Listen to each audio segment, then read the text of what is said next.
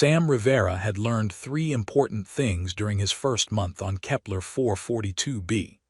The coffee synthesizer was temperamental, the local star produced spectacular auroras, and thinking too loudly near Sci-Fi was apparently noticeable. The research outpost sat on a plateau overlooking valleys filled with crystalline vegetation that sang in the wind, literally sang, producing harmonics that made recording equipment malfunction. Sam was here to catalog xenobotanical specimens. Sci-Fi was here to do the same, but from an Ethelian perspective that involved a lot more biochemical sensing and a lot less equipment. She was remarkable to watch work. Not in a romantic way, Sam kept telling himself, but in the way a physicist might admire an elegant equation. Ethelians were humanoid enough that human and Ethelian could work side by side without constant confusion, but different enough that every movement Sci-Fi made was a reminder that evolution had taken wildly different paths. Her ears were the most obvious difference, long, gracefully curved, capable of independent movement that served both auditory and emotional expression purposes. But it was the bioluminescent patterns that truly fascinated Sam. They flowed across her skin in response to her emotional state, creating a visual language he'd spent weeks trying to decode. Right now, in the laboratory section of the outpost, Sci-Fi was reaching for a sample container on the top shelf, and Sam found himself watching the way her skeletal structure allowed for fluid movement that seemed almost boneless. The patterns on her exposed arms shifted to focused green concentration, he'd learned, while maintaining a baseline of calm blue. The efficiency of it all struck him. Every aspect of Ethelian biology seemed optimized for purpose. The elongated spine that allowed for greater flexibility. The distributed muscle fiber that made movements appear effortless. The way the bioluminescent cells integrated with the nervous system to create real-time emotional feedback. Sam was lost in these observations, mentally composing the research paper he'd probably never write about Ethelian biomechanics, when he realized Sci-Fi had turned around and was looking directly at him. Her patterns had shifted to something he hadn't seen before, a mix of amber and soft pink with traces of that curious green. Her head tilted in the characteristic Ethelian expression of curiosity, and her ears swiveled forward with clear focus. "So you like my body?" The question hit Sam like a physical impact. His brain short-circuited somewhere between horror at being caught staring and panic about what she must think he was doing. What? No. I mean yes but not. He was definitely making this worse. It's not what you think. Sci-Fi's patterns shifted to something that included flecks of silver, amusement. He'd learned that one early. Her ears did a little flutter that he'd come to recognize as the Ethelian equivalent of suppressed laughter. "What do I think, Sam?" "That I was." He gestured helplessly. "You know, being inappropriate, staring at you in an unprofessional way." "That were you?" Sam took a breath, forcing his brain back into scientist mode. "I was observing, scientifically, the way your skeletal structure allows for that range of motion. The synchronization between your bioluminescent patterns and your physical actions. The efficiency of your muscular system. It's fascinating from a xenobiology perspective, and I got caught up in analyzing it. And I realize that sounds like a terrible excuse, but it's actually the truth."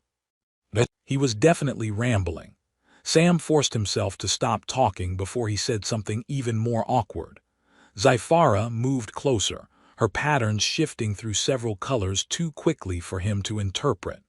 Her ears remained forward, attention, interest, but not aggression. "Your species finds physical observation uncomfortable," she said.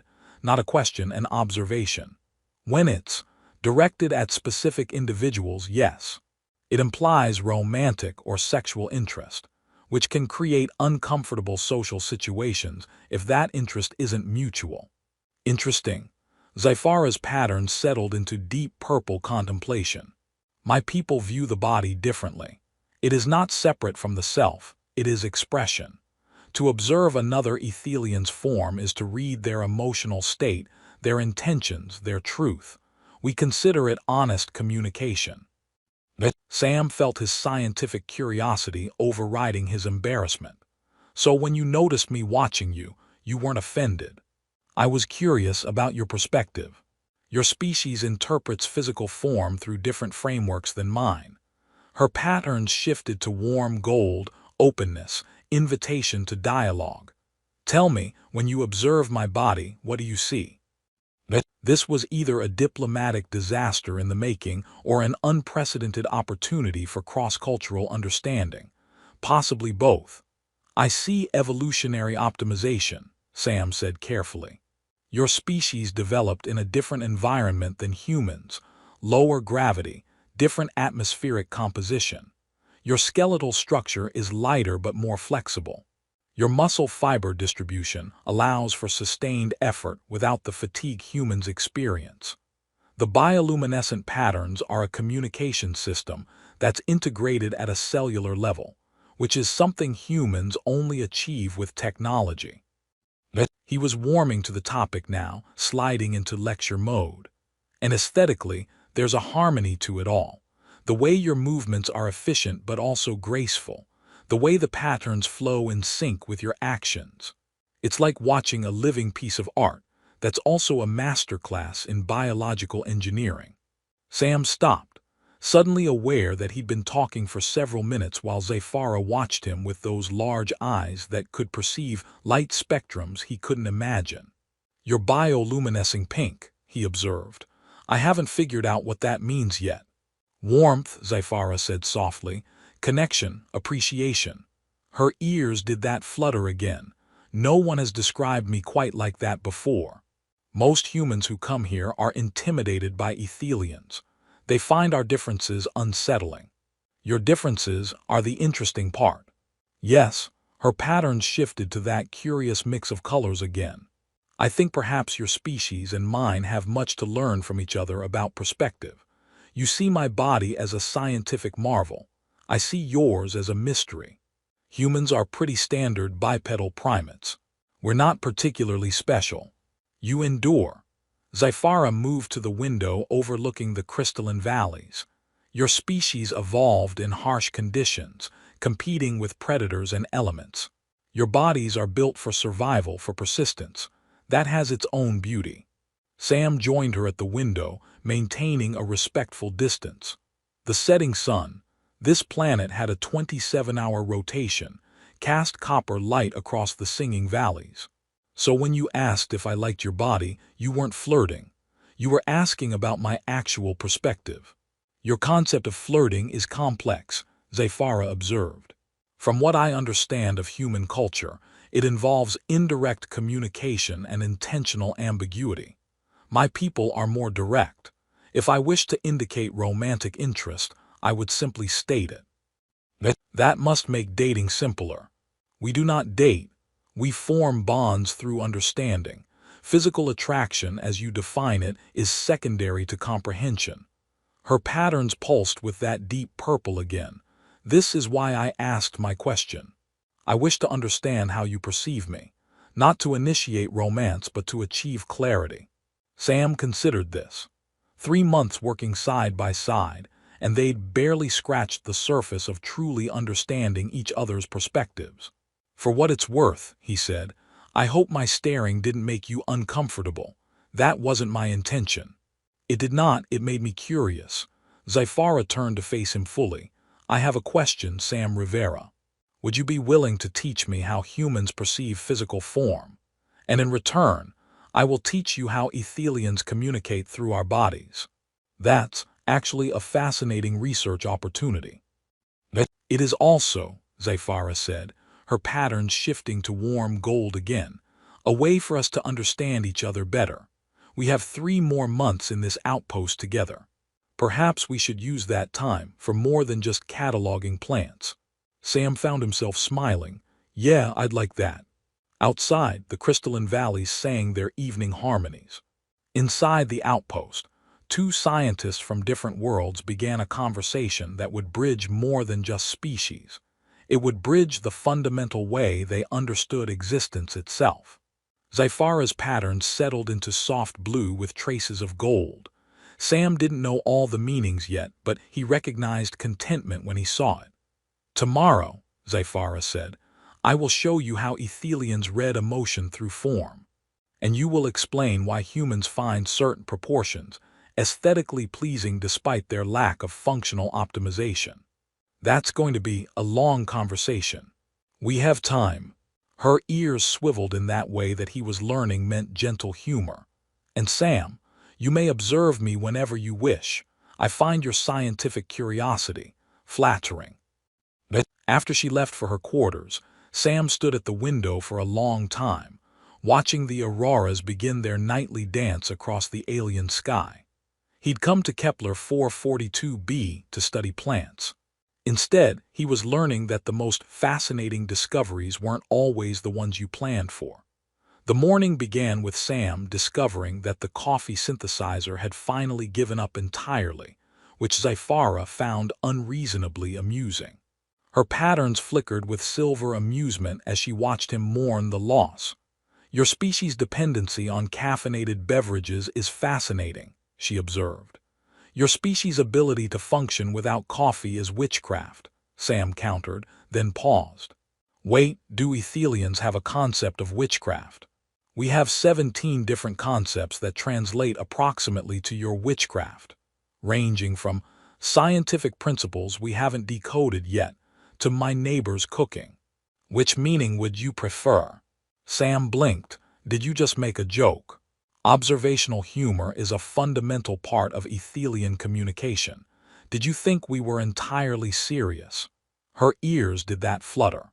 "I've been making jokes for 3 months, Sam. You simply didn't recognize them." "That's both hilarious and mortifying." They were scheduled for a surface expedition to collect samples from the northern crystalline forests. The journey required a 4-hour trek across terrain that shifted between solid rock and gelatinous biomat, a substance that was either primitive plant life or extremely sophisticated bacteria. The scientific community was still debating. As they walked, Zyphara returned to their previous night's conversation. "You mentioned aesthetic appreciation yesterday. Explain to me why humans value symmetry in physical form." Sam adjusted his sample pack, grateful for a topic that wasn't about him awkwardly staring at his colleague. "It's thought to be an evolutionary indicator of health. Symmetrical features suggest proper development, absence of genetic errors or environmental stress. Our brains are wired to recognize it as desirable for reproductive purposes. But you also value asymmetry in art." "True, we're contradictory like that." Zyphara's patterns shifted to contemplative purple. "Ethelians do not evaluate symmetry the same way. Our patterns are deliberately asymmetric, they flow and change. A perfectly symmetrical Ethelian would appear frozen, unnatural." "Because your communication is tied to visual change," Sam said, the pieces connecting in his mind. "Static symmetry would be like a human with a permanently frozen facial expression." "Exactly." She seemed pleased he'd grasped the concept. "Now watch." Zyphara stopped walking and stood before him. Her patterns began to shift through a sequence. Calm blue, curious green, warm gold, pleased pink, contemplative purple, amused silver, and back to blue. The transitions were fluid, creating a visual rhythm. "This is what we call a pattern introduction," she explained. "When Ethelians meet, we display our emotional range.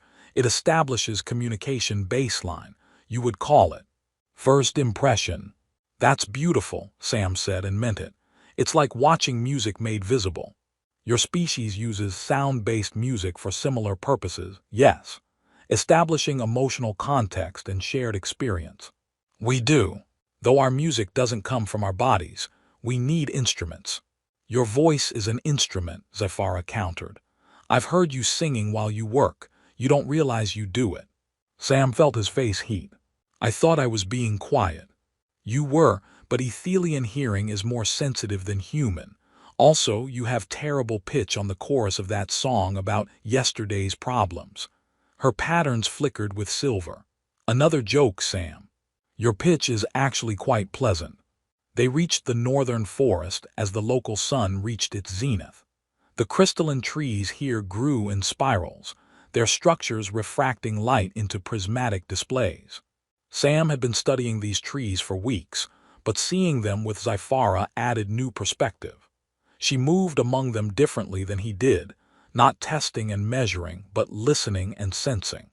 Her patterns responded to the tree's own bioluminescence, creating a call-and response of light.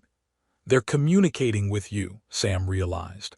In a sense, they respond to electromagnetic frequencies. My patterns produce similar wavelengths. I'm not certain they're truly sentient, but they're definitely reactive. Sam pulled out his recorder. Can you show me the pattern sequence that gets the strongest response? What followed was 2 hours of the most productive research Sam had conducted since arriving on Kepler 442b. Zyphara would generate different pattern sequences, while Sam measured the tree's responses. They discovered that certain color combinations caused the trees to produce harmonic resonances, while others resulted in bioluminescent blooms. It was during one of these sequences, while Sam was so focused on his readouts that he forgot to watch what he was recording, that Zyphara spoke again. "Sam, you're observing me again." He looked up, startled to realize he'd been watching her interact with the trees rather than his instruments. "Sorry, I got distracted by." "Don't apologize. I'm curious what you were thinking." Sam considered lying, then remembered their agreement about honest communication. "I was thinking about how you move through space. Humans are clumsy. We bump into things, we misjudge distances. You move like you're part of the environment rather than moving through it. Your species moves with purpose and determination. You plant yourselves firmly. There's strength in that. You're being diplomatic. I'm being observant." Zyphara came to sit beside him on a flat rock that hummed with residual energy. "Watch." She held out her arm and her patterns began to shift. But this time, instead of the usual flowing transitions, they moved in sharp bursts, angular, aggressive, discordant. "This is how I perceive human movement," she explained. "Not clumsy, decisive, committed. When humans move, they declare intention. When ethelians move, we suggest possibility." Sam studied the patterns. "So our movement patterns reflect our communication styles." "Everything reflects everything," Zyphara said. "This is what I'm trying to show you. For ethelians, there is no separation between body, thought, and expression. We are integrated systems. Your question yesterday about whether I was offended by your observation, that implies a division between body and self that doesn't exist in ethelian perception.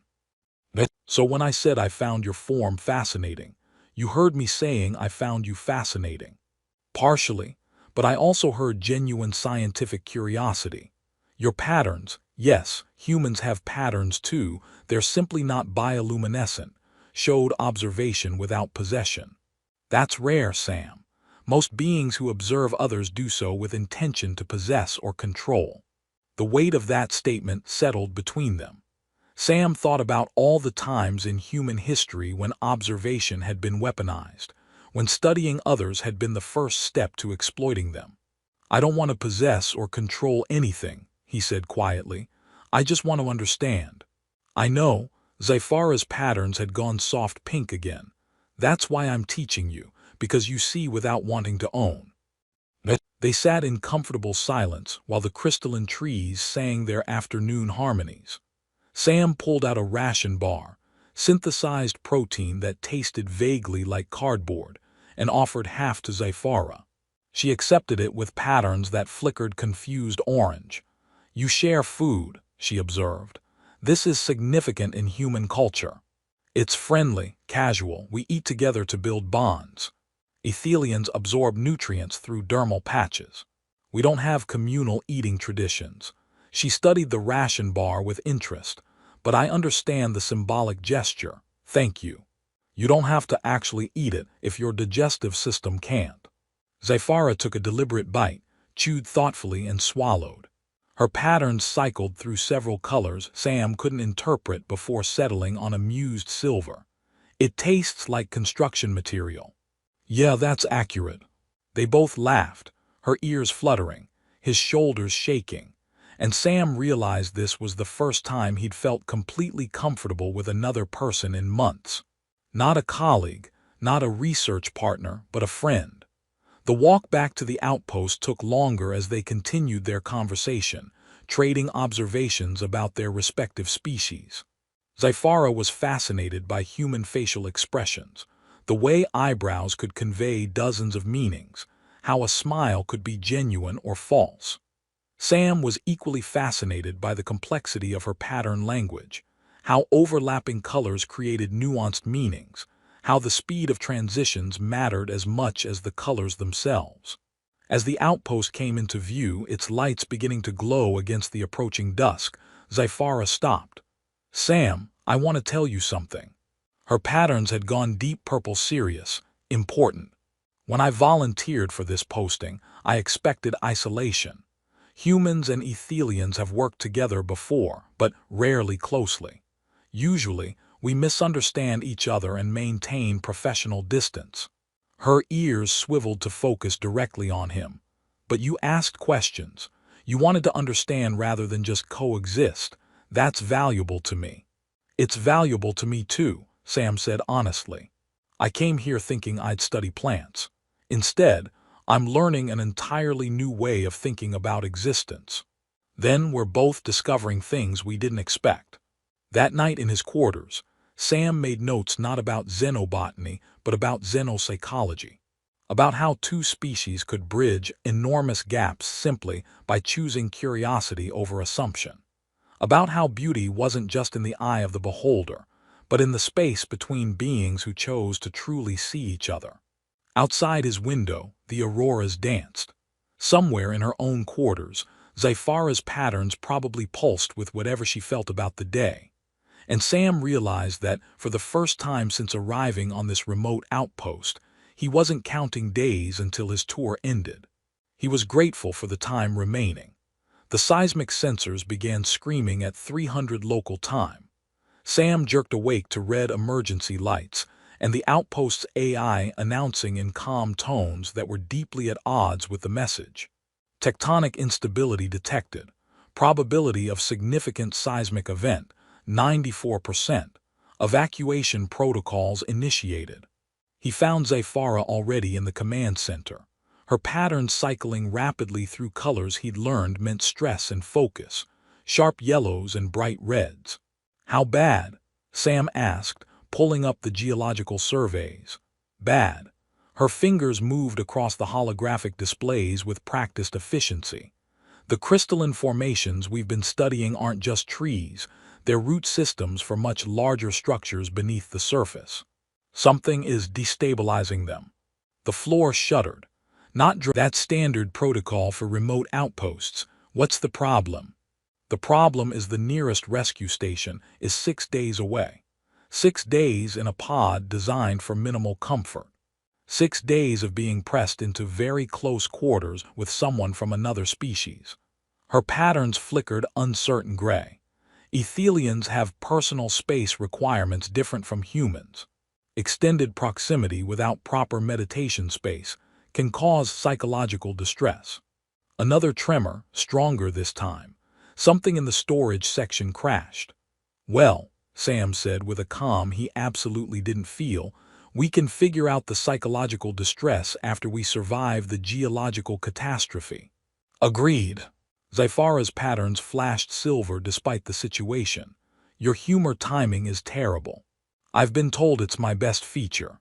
They worked in synchronized chaos, Sam downloading research databases to portable drives, while Zyphara secured biological samples in stasis containers. The outpost groaned around them, its structural integrity compromised by tremors that were increasing in frequency and magnitude. "The crystalline forests," Zyphara said suddenly. "Sam, they're not being destroyed by the quakes. They're causing them." Sam pulled up the seismic data, overlaying it with their botanical surveys. She was right. The epicenters corresponded exactly with the largest crystalline formations. "They're growing," he realized. "Too fast." The root systems are literally fracturing the crust, which means this isn't a random geological event. It's biological expansion. Zyphara's patterns had gone purple, her thinking color. This world is in a growth phase we didn't anticipate. We're not just observing it, we're in the way of it. The floor tilted sharply. Sam grabbed a console to steady himself while Zyphara's flexible spine allowed her to adjust her balance with minimal effort. "Pod, now," Sam said. They made it to the emergency bay with seconds to spare. The evacuation pod was exactly as claustrophobic as Sam had feared, a cylinder barely large enough for 2 humans, which meant definitely not large enough for a human and an Ethelian who needed meditation space. But staying meant dying, so they squeezed inside. The pod launched automatically, using explosive charges to propel them away from the outpost and into a ballistic trajectory that would eventually intersect with the rescue station's patrol route.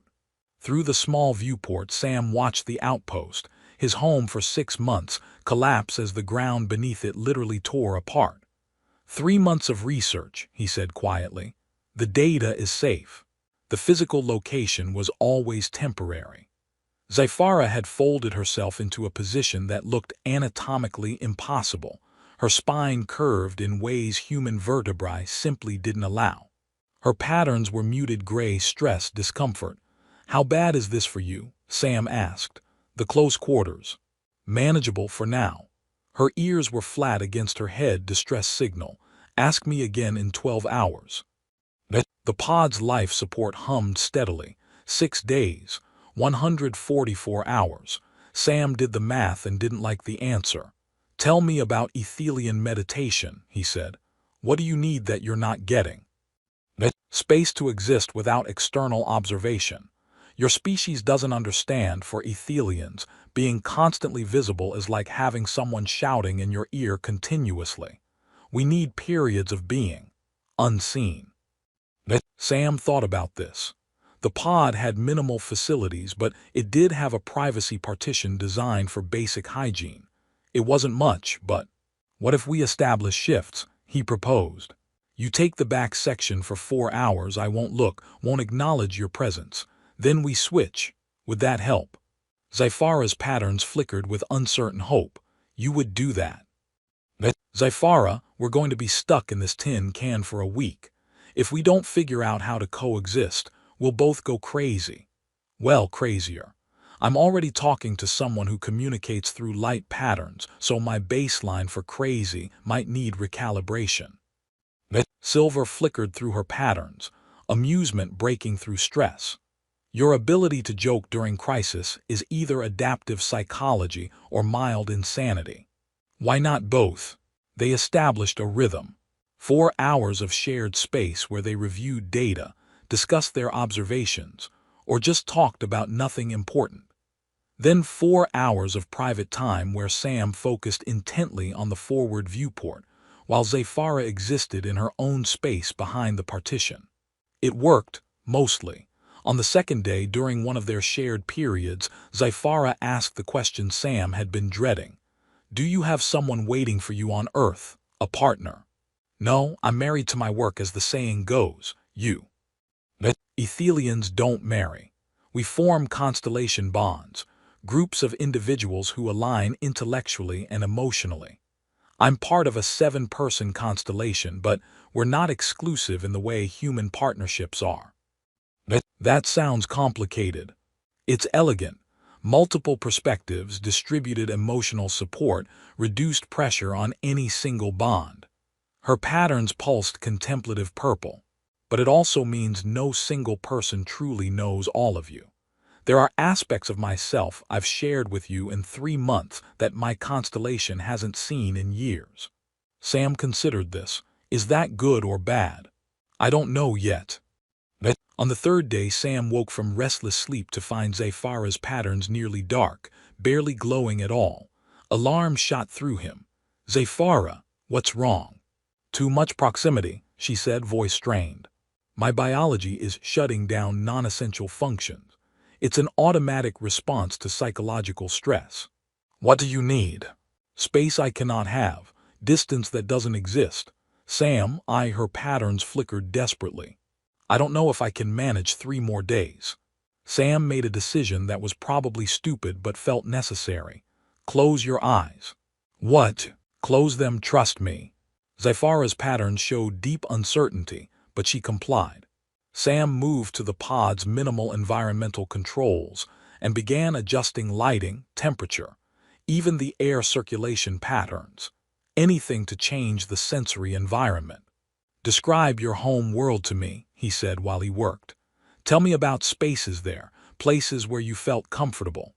Zyphara's voice was quiet but steady as she spoke of crystal caves, where Ethelians went for deep meditation, of bioluminescent oceans where one could float and let the water's natural rhythms replace personal pattern control, of mountain peaks where the thin atmosphere and intense starlight created a sense of vast emptiness. Sam listened and adjusted, trying to recreate even a fraction of those feelings in their confined space. He dimmed lights, altered airflow to create the sensation of open space, even used the pod's minor gravitational adjustments to reduce the feeling of pressure. Open your eyes, he said finally. Zyphara did. Her patterns were still muted, but they'd shifted from desperate gray to surprised pale blue. It's not the same, Sam said, but is it better? You tried to give me space by changing my perception of the space. Her ears swiveled forward, attention, appreciation. That's incredibly thoughtful, Sam. We're in this together, literally, physically in this together. If you're suffering, we need to fix it. On the 4th day, something shifted. Maybe it was proximity-induced bonding. Maybe it was the shared experience of survival. Maybe it was just that they'd run out of professional topics and had moved into genuinely personal territory. Can I ask you something potentially rude? Sam said during one of their shared periods. You've been staring at my body for months. I think we're past rudeness. Fair point. Sam gathered his courage. Do Ethelians feel attraction the way humans do? Physical, romantic, sexual attraction. Zyphara's patterns cycled through several colors before settling on honest gold. Yes and no. We feel connection, which encompasses elements of what you'd call all 3. But it's not separate categories for us. When an Ethelian bonds with another being, whether Ethelian or not, it's a holistic connection.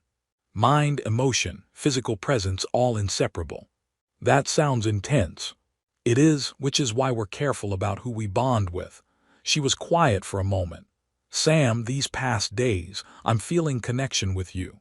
Not romantic attraction as you define it, but something deeper. Your willingness to adapt to my needs, your curiosity about my existence, your genuine care for my well-being. This is the foundation of Ethelian bonding. Sam's heart was doing complicated things in his chest. I feel connected too, not in a romantic way, I don't think, but definitely in a you're important to me way. Then we have created something between our species that doesn't fit either of our existing frameworks. Her patterns pulsed with warm pink. That's rather special, isn't it? On the 5th day, disaster struck differently. A piece of micrometeorite debris, too small for the pod's shields to deflect, punctured the hull. Not catastrophically. The pod's self-sealing mechanisms engaged immediately, but the impact threw Sam against the bulkhead hard enough to break something. His leg, definitely his leg.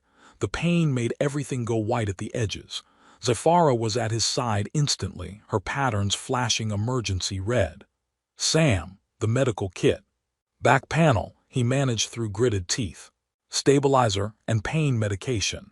She moved with efficiency he'd admire later when he wasn't busy trying not to scream. The stabilizer deployed, immobilizing his leg in a rigid frame. The medication began dulling the pain to something merely agonizing rather than completely unbearable. The rescue signal, Sam asked. Already boosted, but Sam, you need to stay still. Any movement could. I know, he tried to smile. Looks like I'm officially useless for our remaining time. You're not useless. Zyphara's patterns had gone fierce protective red with threads of worried yellow. You're injured and I'm going to care for you, and we're going to survive this together. The final 30 hours passed in a haze of pain medication and Zyfara's constant presence. She told him stories about Ethel, her home world, about constellation bonds and philosophical debates, about art forms that existed in 4 dimensions and music that was performed with bioluminescent patterns instead of sound. Sam, when coherent, told her about Earth, about coffee that was actually good, not synthesized, about ocean sunsets and mountain hiking and his nephew's 5th birthday party where everyone sang off-key. When the rescue ship finally docked with their pod, Sam was barely conscious. He remembered being moved to a proper medical bay, remembered Zyfara's patterns, pale blue with threads of gold, hovering at the edge of his vision, remembered her saying, "You saved me first, Sam Rivera. Your turn to be saved." And then darkness. Sam woke in a proper medical facility with a properly repaired leg and a properly terrible headache. The first thing he saw was Zyfara, sitting in a chair that had clearly been modified for Ethelian physiology, her patterns a soft blue that he'd learned meant calm relief. "You're conscious," she said, her ears perking forward. "Good." The medical staff were getting concerned. "How long?" 2 days since rescue. "Your leg required surgery." The break was more complicated than the pod's diagnostics suggested. "But the prognosis is excellent. Full recovery expected within a month." Sam processed this. "And you, how are you handling being away from the close quarters?" "Better. The rescue ship has proper meditation spaces. I've spent approximately 15 hours being properly alone, which has helped significantly." Her patterns flickered silver. "Though I found myself missing our conversations. Is that strange?" "I don't think so. We spent 6 days in very intense proximity. We kind of speedrun the friendship process." "Speedrun?" Zyfara's ears tilted in confusion. "Human slang. Means we accomplish something very quickly that normally takes much longer." Sam tried to sit up, winced, and accepted that lying down was his life now. "What happens now? With the research, I mean. The outpost is gone. The data is secure. Preliminary analysis suggests our discovery about the crystalline forest's growth cycle is significant enough to warrant follow-up missions." Her patterns shifted to contemplative purple. "The xenobotany department is already planning return expeditions. They've requested that both of us be on the team, given our familiarity with the terrain and phenomena." Back to Kepler 442b. In approximately 1 year, after more thorough geological surveys ensure safety, Zyfara moved closer to his medical bed. "Sam, I've been thinking about what happened in the pod. About the bonding we discussed. Yeah, I need to tell you something that Ethelian protocols should have required me to disclose earlier." Her patterns went serious purple with threads of anxious orange. "When Ethelians form the kind of connection we've formed, there's a physiological component. My bioluminescent patterns begin to synchronize with the emotional patterns of the bonded individual. It's subtle at first, but over time it becomes more pronounced." Sam tried to understand the implications. "So you'll start reacting to my emotions?" "I already am." She held out her arm and her patterns shifted through a sequence. Worried yellow, grateful gold, amused silver, warm pink. "These are your emotional states over the past 10 minutes, reflected in my patterns. I'm reading you, Sam, whether either of us intends it." "That's invasive." "It can be. Which is why Ethelians are careful about who we bond with. Once established, the connection is permanent. I will always, to some degree, be aware of your emotional state when we're in proximity." Sam absorbed this. A permanent connection with someone he'd known for 6 months, with someone from a different species who saw the universe through completely different frameworks. "Are you asking my permission?" he said finally. "Or telling me this is already done?" "Both." Zyfara's pattern showed vulnerable pale blue. "The bond is formed. It cannot be undone.